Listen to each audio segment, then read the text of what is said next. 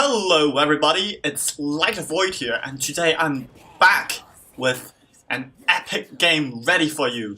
This is not Bronze League Heroes, but it is a slightly different series I'm doing where I will be playing as Medivh. I know many of you have watched my Medivh guide, and so some of you might be wondering, hey, how does Light of Void actually play Medivh in ranked games? So without further ado, I bring to you an extremely epic ranked game that I had the other day. This game was just fantastically epic, and I think it will show you exactly how I play Medivh when I'm stressed to the highest level. So, without further ado, on the red team, we have Light of Void as Medivh, Vatos on Anna, Bugs on Jaina, Weston on Diablo, and Alex the Frog on Thrall.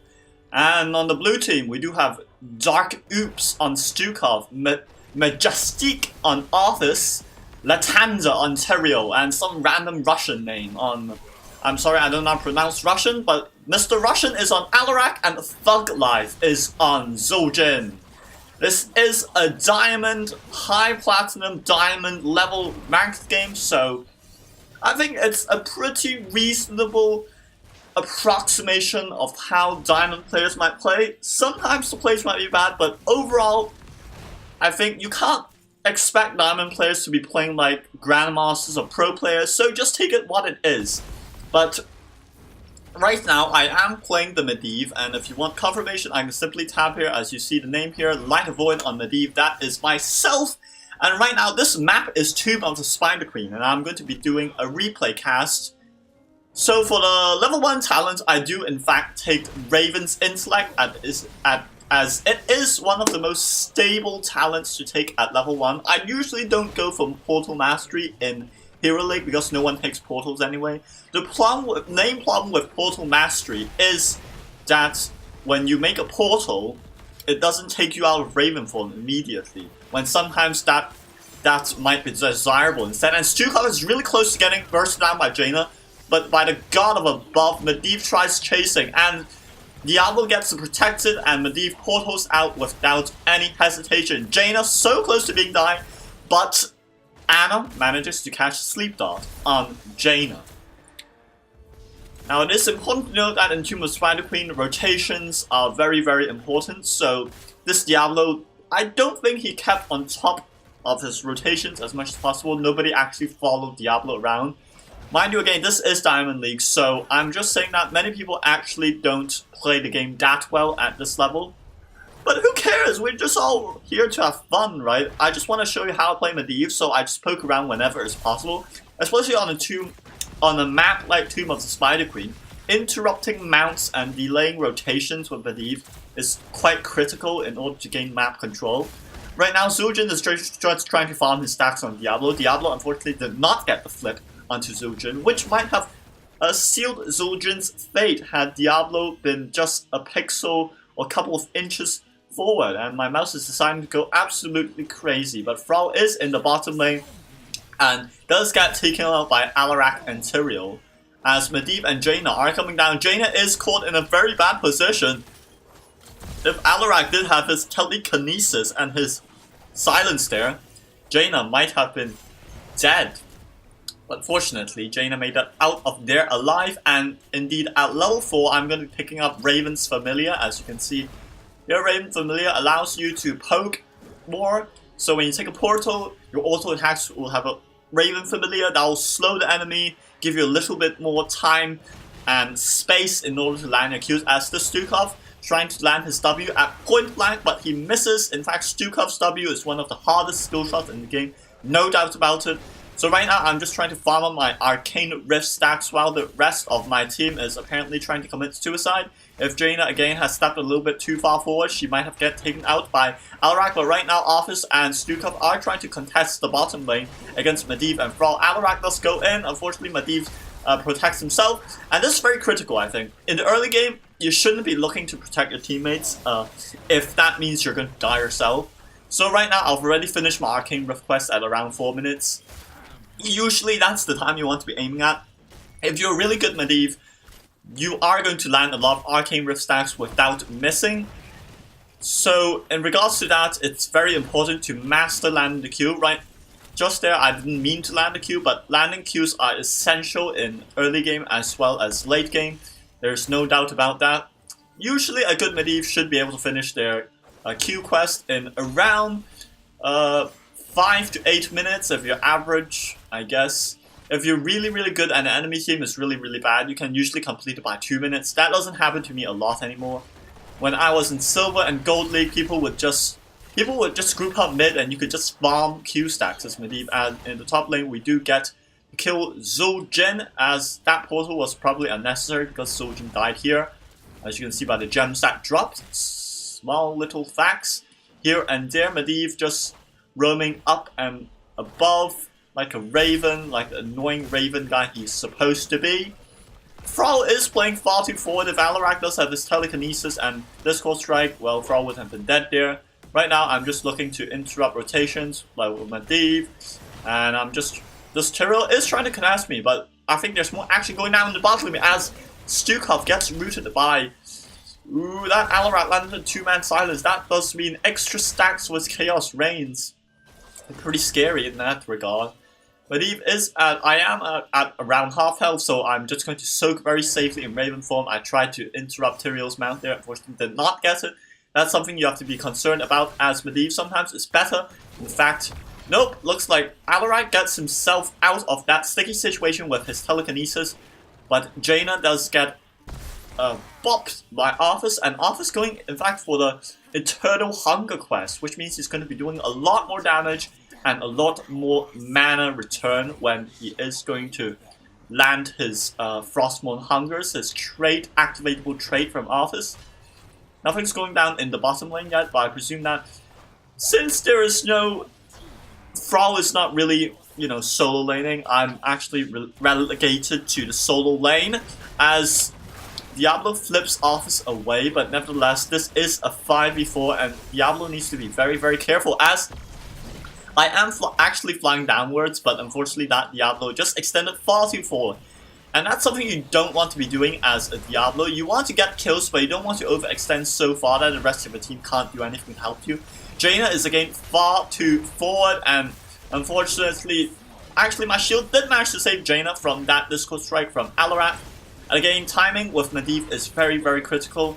As you see, I'm just trying to poke with Arcane Rift, trying to portal in. That's definitely very risky. I do not recommend portaling in. Portaling in, you need to make sure that your team is going to follow up, and many people actually don't know how to use portals effectively.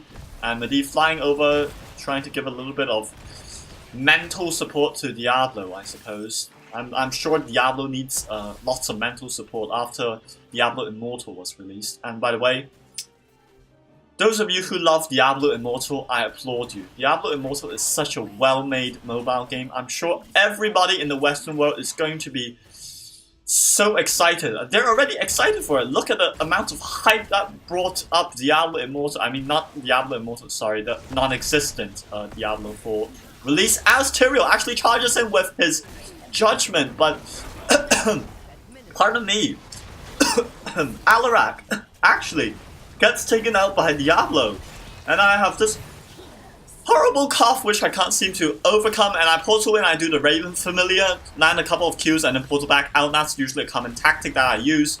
Just a little bit of dive, a little bit of nuisance. Usually it might force their ranged assassins to play a little bit more safely.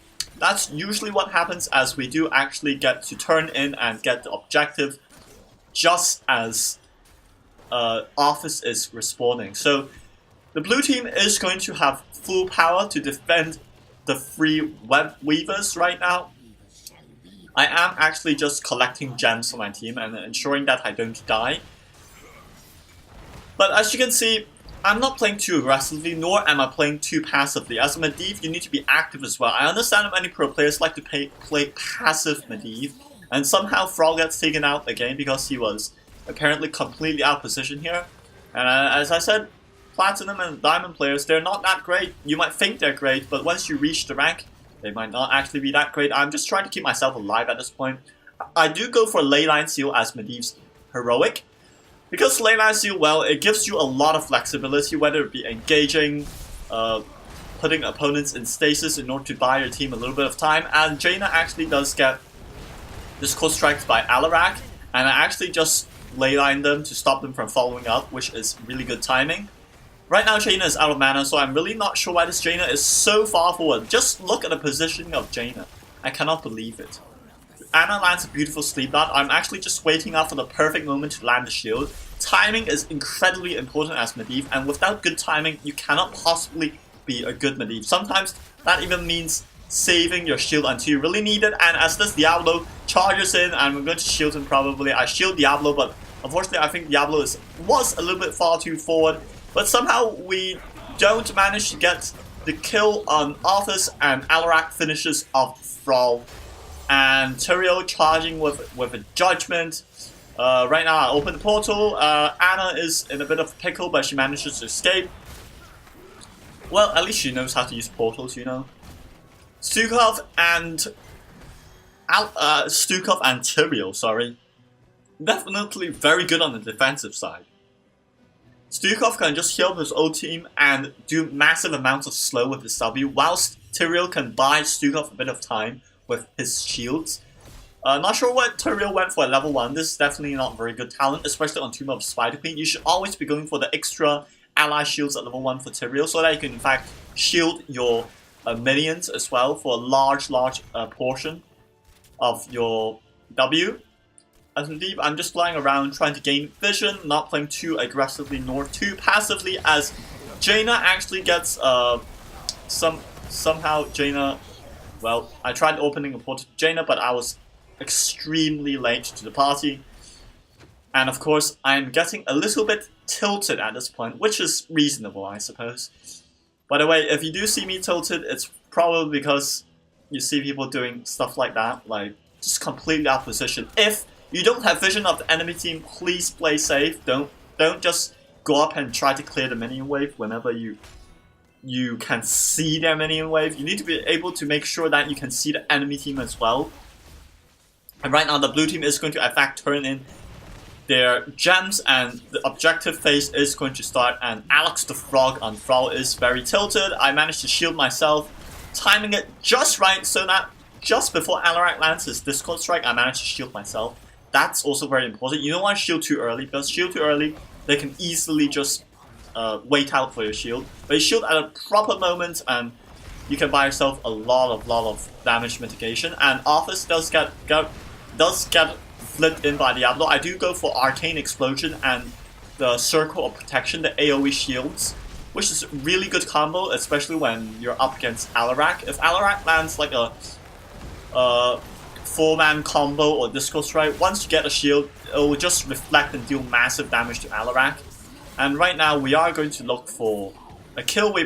I do manage to finish off Tyrael and Arthas as Diablo charges and flips Zul'jin over the lane line, so buying our team a little bit of time as we focus down Zul'jin. And the Arcane Explosion combined with the Jaina spells are going to take out Zul'jin, and Alarak is dead as well. Obviously, it's very dangerous to activate the protected status when you're on the ground. What I mean by that is sometimes you're in the air and you want to protect your teammates, but once you protect your teammates, you'll be vulnerable as well.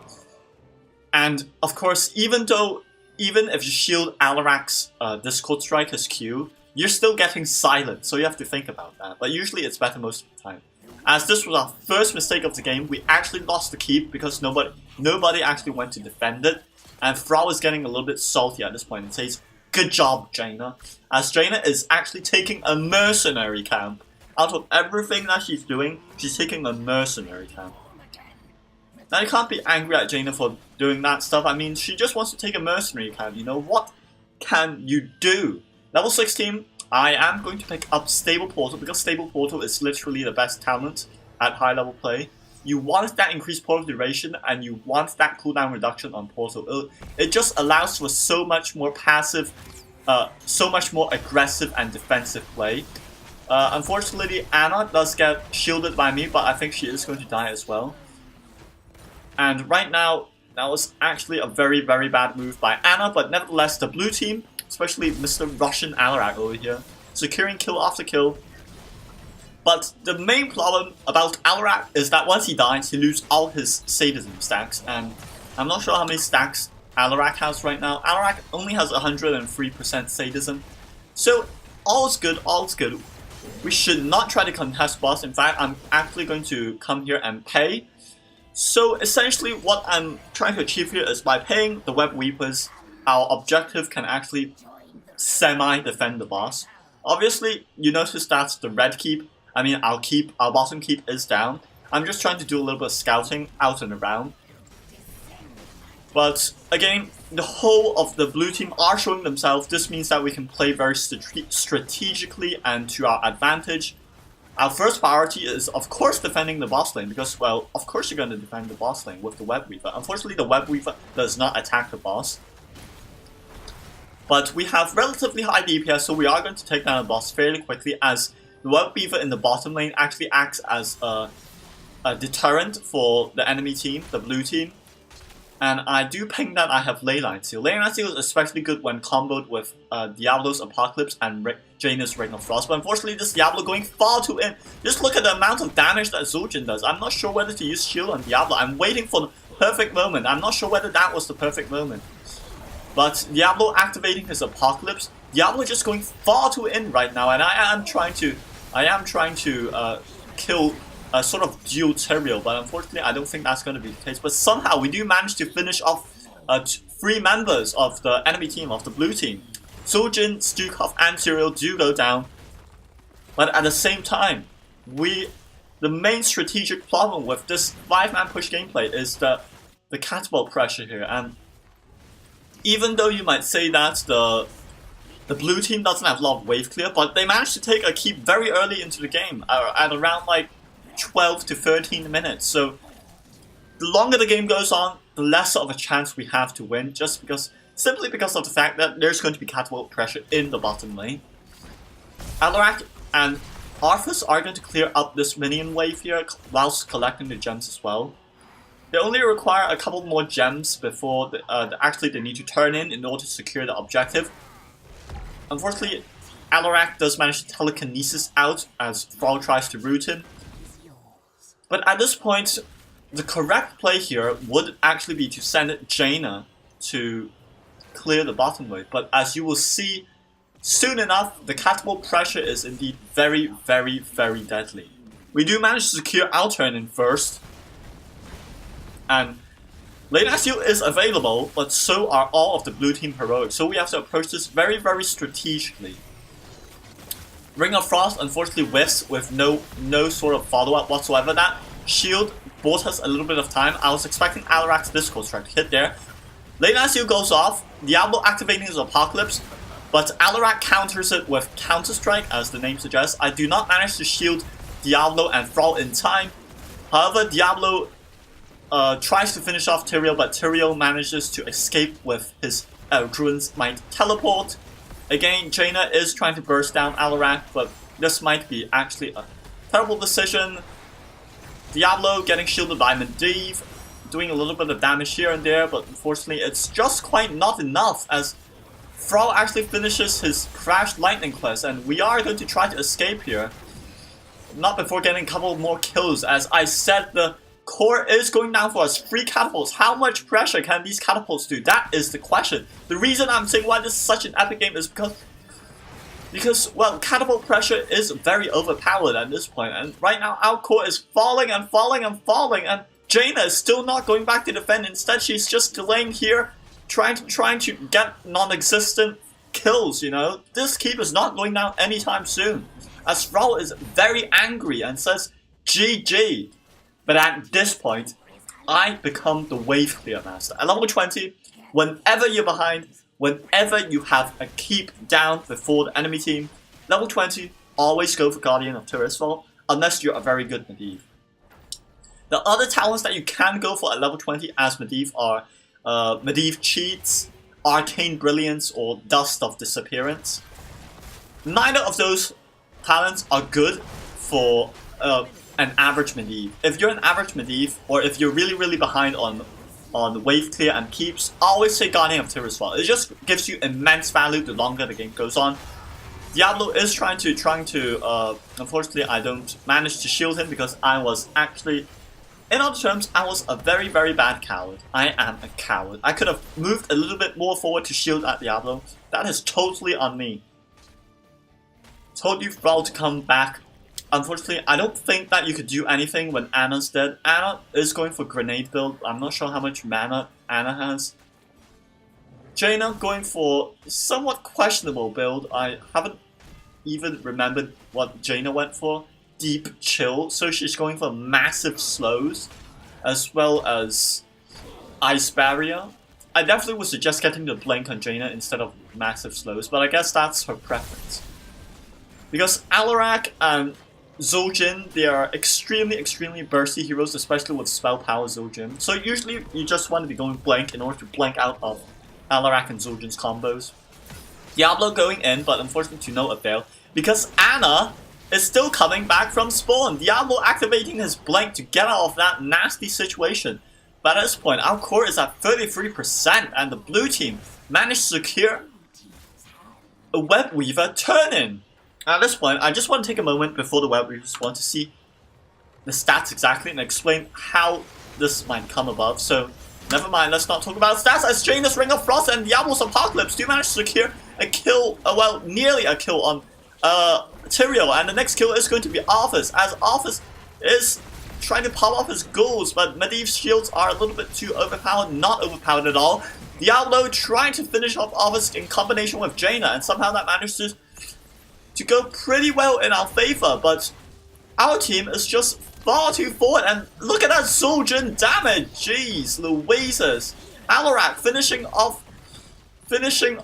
Thrall, as I am relegated to wave clear duty. This Web Weaver is going to deal lethal damage to our core if we do not actually defend it. I just want to take a look at the statistics here.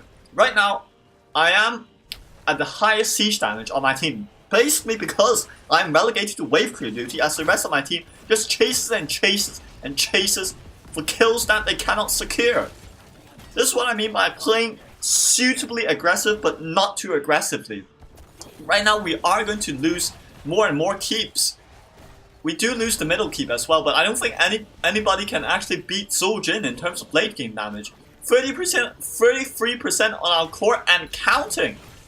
Will we be able to make a comeback? Well, Diablo is getting chunked down by Zul'jin quite a lot. That well-timed shield from Medivh might just secure the kill on Alarak. I actually missed my Q there. Alarak was just slightly out of range as Zul'jin. I'm buying my team a little bit of time, and Diablo activating the stun. Oh dear me, Zul'jin gets taken out. 5% on the core, 3% on the core. Tyrael needs to jump in and kill the core immediately. No, Tyrael goes away. What an extreme whip. I'm not sure what Tyrael did there. And indeed, Tyrael is going to get taken out as Arthas is running towards the red team core, but I don't think this is going to be enough, as Arthas is going to get bursted down by the red team. Oh my goodness. All 5 members of the blue team are down. Go end, says Diablo. 1 defend. Go end all, yells Diablo. If Diablo had a voice, Diablo would be yelling in a deep, throaty voice. 1 defend. Go end. Anna stay then. Anna staying is possibly the worst decision possible. And Anna making completely wrong decisions. I'm really not sure. As I said, I'll stay, you go. And judging by the respawn time is 15 seconds, 30 seconds, I'm not sure that Thrall and Jaina are going to be able to burst down a 100% core with shields. And by the way, the only redeeming factor for our team was that the core actually regenerates shields. We need boss. So Jaina saying, oh, are we going core? Are we going to go boss? I don't know. The communication between teams in Hero League is just atrocious. Right now, Medivh is going to be playing wave clear duty again as I portal between lanes to kill off the catapults, because that's my duty now, by the way. Medivh wave clear master, I suppose. Oh, Arcane Guardian of Tirisfal. One of the best level 20 talents. Jaina so close to being dead there. Anna missing her heal art again. Anna going for grenade build is a somewhat interesting choice, but I suppose with Arthas and Zul'jin and Stukov, going for a grenade build is alright because you can deny healing. And I do completely whiff that lane line, by the way. Just as a fact, I'm going to escape with portal just because I want to escape with portal. And the most important point about getting stable portal at level 16 is that you just have portals off cooldown every single time. So I don't think anything is better than stable portal, as a massive team fight is going to start to erupt. But the point of the fact is, if the blue team gets the boss, we lose. If we don't contest the boss, we lose. If we don't defend the bottom lane, we lose. Because our core is at 3%. You understand? 3%. GG, says Thrall. They boss. They boss, says Thrall. Thrall, the war chief of the Horde. Former war chief of the Horde, as Medivh is going to scout out the boss. Boss is at around half health. Jaina is in a very, very bad position. Will I finally land the leyline seal? Looks like nobody follow up on that office. I'm not sure what happened there. Completely whiffing everything. Everybody's playing so bad today. For some reason. Office gets rooted by Ring of Frost as Diablo is charging in, but a well-timed Force of Will is going to shield Diablo from a lot of damage. And Office is going to get taken out. Stukov is nearly down. Stukov nearly down. Thrall manages to finish off Stukov. Diablo charges in, finishes off Office. No, Office is not dead. No, Office is not dead. Tyrael. No, Tyrael dies. And Anna and Thrall immediately back to in order to save the core. 2 catapults. The shield is at a minuscule percentage. Oh lordy. I was so scared at this point because if you look at our team members and the incompetency that they behaved during this entire game, you'll understand why I am so desperate. Zul'jin's trying to sneak core. Nobody knows what he's doing. Zul'jin's trying to sneak core. Zul'jin's trying to sneak core as we're going to take a boss. But Diablo is so low. How can we finish the boss like this? Anna's not there. Zul'jin's going to try to sneak boss, as I said. Zul'jin is trying to sneak boss. But this is going to be relatively dangerous as well. I'll defend. But Zul'jin, he's so hesitant. Zul'jin, why don't you just go to the core and slap your twin cleave ability at it? I'm pretty sure it'll able to finish the core. Even if you don't do it, you still have guillotine, my man. Zul'jin's indecisiveness nearly cost him the game here. And actually, who knows? Who freaking knows? Alarak is just scouting out the web weavers. We do have, the red team does have 79 gems, but the core is at, how much health is this? 10,000 health. I mean, Zul'jin's indecisiveness and Zul'jin's completely lack of map vision just probably cost him the game at this point. It is going to be a 4v5, and Zul'jin is a monster in late game. But if Diablo goes in like this and gets focused down, then the red team might actually be losing. But Medivh, I am going to charge in and roll. No, the apocalypse misses. Oh dear. Oh dear. Office activating his anti-magic shell, but he gets taken out in the end. The red team's web weavers actually summon. And we are going to actually not finish off Alarak because well, Alarak's overpowered. You know, last laugh, right? Last laugh. Tyrael attempted to commit Sudoku on the core, but I think that's just too late for Tyrael. The core has 10,000 health. Tyrael can't possibly take it down, and Thrall and Anna are going to be the heroes. Tyrael can't actually finish the core. He's going to try to do some damage to the core, but unfortunately his trait deals substantially little damage, unfortunately. And if the red team was actually in position, we would have been able to win here. But for some reason, nobody wants to do it, and Anna is in the bottom lane again, for heaven's sake. We are going to do boss, and this boss will finish the game, but we always have to be watching out for backdoors. It was so intense at this point. I cannot explain to you the amount of beats per minute my heart was pumping out, because we have absolute no vision of the enemy team at this point. And Alarak is going to reveal himself. Thrall misses the root, but nonetheless, Diablo is not exactly in the best position. If I were Diablo, I would be standing in the bush here, and I'll be able to flip people and, you know, get them in. Jaina nearly dies. And Medivh shields, and Diablo blinks out, and I land a sort of irrelevant portal thing, and Zul'jin gets taken down. Diablo charging in for the kill on Stukov, and Office gets taken down. I mean, if the man, if the blue team just simply rushed core at this point, I believe that they would have been able to win. It is indescribable, the feeling. Right now it is a 28-minute game and this boss has 52,000 health, but Diablo is going to wave clear again. Unfortunately, Diablo can't wave clear for the life of him because Diablo went for extremely strange build, which has he went for the W talent level 7, but the Q talents and every other single level talent here, or whatever you call them. But the boss, combined with the efforts of Jaina, Thrall, and Anna, are going to finish off the game as Medivh is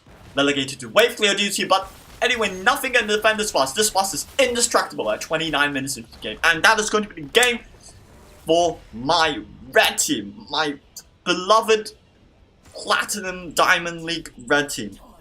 Just exquisite, I tell you. Thank the gods, I say. And I do get MVP. Somehow, I didn't manage to die a single time. I have absolutely no reason why. But I think, all in all, that's basically how you play Medivh in a ranked game. You have to be very, very good with your timing. You have to have good talent diversity, especially at level 20. And when you know even if you have the slightest inkling that your team might be on the losing side, just go for Guardian of Tirisfal. The other talents are not really worth it. And just try to land your Q as much as possible. As you see, even though I am Medivh, I'm not supposed to be a damage dealer. I'm doing 90,000 damage, which is in comparison to Jaina's 120,000 damage, which is relatively good already. I am dealing more damage than Alarak. Zul'jin's doing like 16,000 more damage than me, but it's fine. As long as you time those shields right, you play as a team player. Don't let your team down. Try to have confidence in your team. Medivh can impact a game in such a large way that you'll not be able to believe it. But anyway, I hope you guys enjoyed this sort of epic game, epic replay cast of my ranked game. And I'll for sure be casting more of my ranked games in the future, because usually I can't speak and play at the same time. As a Medivh player, it's very, very demanding. But if you guys are interested in learning how to become the Medivh god, please do check out my guide. I'll include a link to that in the description. And as always, I hope you guys enjoyed this video, and I'll see you guys next time. Bye bye.